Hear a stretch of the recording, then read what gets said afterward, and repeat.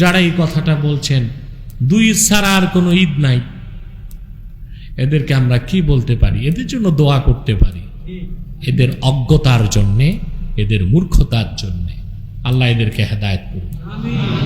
চোখ কান খুলে কিতাবপত্র পড়লেই তো হয়, দ্বন্দ্ব করার তো দরকার নাই। এই দ্বন্দ্ব করে ফিতনা করে তো উম্মতের মধ্যে কলহ সৃষ্টি করতেছেন, সুযোগ নিচ্ছে কাফের মুশরিক বেঈমানরা আর খ্রিস্টানরা। বড়ই সমস্যা কিছু মানুষের ঈদে মিলাদুন্নবী বলতে। এ ব্যাপারে আমার অনেক লেকচার আপনারা শুনেছেন, যথেষ্ট কথা বলা হয়েছে, অন্যান্য স্কলাররাও বলেন। ঈদ শব্দের সমস্যা কি ভাই? শরীয়তে একটা হচ্ছে ইসতিলাহ, পারিভাষিক অর্থ, আর একটা হচ্ছে লোকাতি অর্থ। পারিভাষিক অর্থে ঈদ দুইটা, ঈদুল আজহা, ঈদুল ফিতর। শাব্দিক অর্থে প্রত্যেক জুমার দিন ঈদের দিন, আরাফার দিন ঈদের দিন, আরাফার দিন। তো প্রত্যেক জুমার দিন যদি ঈদের দিন হয়, শাব্দিক অর্থে তো আমরা 52টা ঈদ পাই। 52 সপ্তাহে পাই কিনা? তো যারা এই কথাটা বলছেন দুই ঈদ ছাড়া আর কোনো ঈদ নাই, এদেরকে আমরা কি বলতে পারি? এদের জন্য দোয়া করতে পারি, এদের অজ্ঞতার জন্যে, এদের মূর্খতার জন্যে। আল্লাহ এদেরকে হেদায়েত করুন। পারিভাষিক অর্থে ঈদ দুইটাই, ঈদুল আজহা, ঈদুল ফিতর। কিন্তু শাব্দিক অর্থে প্রত্যেক জুমার দিনকেও ঈদ বলা হয়েছে, আরাফার দিনকে ঈদ বলা হয়েছে, অনেকগুলো দিনকে ঈদ বলা হয়েছে। ঈদ শব্দটার অর্থ কি? আসরুরুল আয়েদ, যে আনন্দটা বারবার মনে জাগে তাকে বলা হয় ঈদ।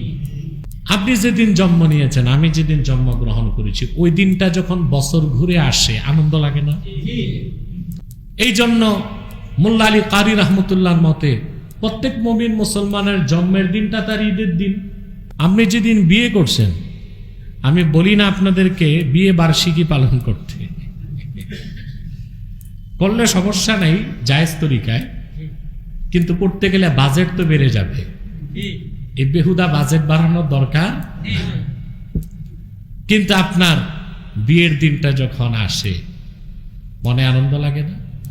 প্রথম বিয়ের প্রথম দিনটাকে মানুষ আনন্দের সাথে মনে করে, দ্বিতীয় বিয়ে আর কোন দিন করছে এগুলো মানুষ বিয়ে বার্ষিকী পালন করে না।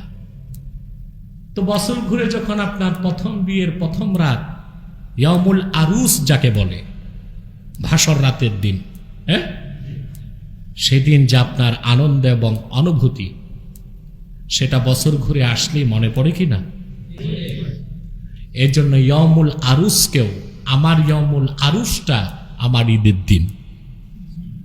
আসরুরুল আয়েদ, যে আনন্দটা বারবার মনে জাগে, যে ঘটনাটা ঘটে একবার মনে পড়ে বারবার, মনে পড়ে যতবার, আনন্দ লাগে ততবার, তাকেই তো ঈদ বলা হয়। বুঝান না কেন ভাই? চোখ কান খুলে কিতাবপত্র পড়লেই তো হয়, দ্বন্দ্ব করার তো দরকার নাই। এই দ্বন্দ্ব করে ফিতনা করে তো উম্মতের মধ্যে কলহ সৃষ্টি করতেছেন, সুযোগ নিচ্ছে কাফের মুশরিক বেঈমানরা আর খ্রিস্টানরা। কেন সুযোগ দিচ্ছে? ফতুয়াবাজি না করে নিজেদের মধ্যে মাসলাকগত দ্বন্দ্ব মিটানোর সবচেয়ে বড় ভালো পন্থা সংলাপ। কি সংলাপ? সংলাপের মাধ্যমে ভুল বুঝাবুঝিগুলোকে দূর করলেই বাংলাদেশে ঐক্য সম্ভব, নতুবা কোনোদিন ঐক্য সম্ভব। সকল মাসলাকের ঐক্যের জন্য নিজেদের ভুল বুঝাবুঝির অবসান করতে হবে, আর সেই ভুল বুঝাবুঝির অবসানের সর্বোত্তম পদ্ধতি হচ্ছে বাহাস নয়, সংলাপ। বাহাসে ঝগড়া হয়, কি হয়? এতে সমাধান কম হয়, সমাধান হচ্ছে সংলাপ। কথা বুঝতে পারছেন? তাহলে ঈদে মিলাদুন্নবী বলতে আমরা কি বুঝি? আল্লাহর আখির নবী, নবীগণের মাথার তাজ, নূর নবীজি আমার মুহাম্মদ সাল্লাল্লাহু আলাইহি ওয়াসাল্লাম আজ থেকে ১৫০০ বছর আগে হযরতে আমেনা নূরময় রহম থেকে মক্কাতুল মুকাররমায় তাশরীফ নিয়ে এসেছেন। ১৫০০ বছর আগে রবিউল আউয়ালের ১২ তারিখ। সেই ১৫০০ বছর আগের সেই শুভ মুহূর্ত, শুভ রাত, সেটাকে বলা হয় লাইলাতু মৌলিদিল মুস্তাফা। প্রতি বছর রবিউল আউয়াল মাসের আগমন ঘটলেই ১৫০০ বছর আগের সেই লাইলাতু মৌলিদিল মুস্তাফার কথা স্মরণ হলে মুমিনের হৃদয়ে আনন্দের হিল্লোল বয়ে যায়। সে আনন্দের প্রকাশ করার জন্য মুমিন মুসলমান যদি ঈমানের সাথে শরীয়তের গণ্ডির মধ্যে থেকে মাহফিল করে, সিরাতুন নবী নামে করুক, মিলাদুন নবী নামে করুক, ইসলামী সঙ্গীত সন্ধ্যা যদি করে, হামদ শরীফ নাত শরীফের মাহফিল করে, কথা বুঝতেছেন, তারপরে মুনাজাত করে তাবাররুক বিতরণ করে, এটাকেই তো মাহফিলে ঈদে মিলাদুন নবী বলা হয়। এখানে বেদাত খোঁজা, হারাম বলা মূর্খের কাজ, অজ্ঞের কাজ, ভাগ্য বিপন্ন পোড়া কপালের কাজ।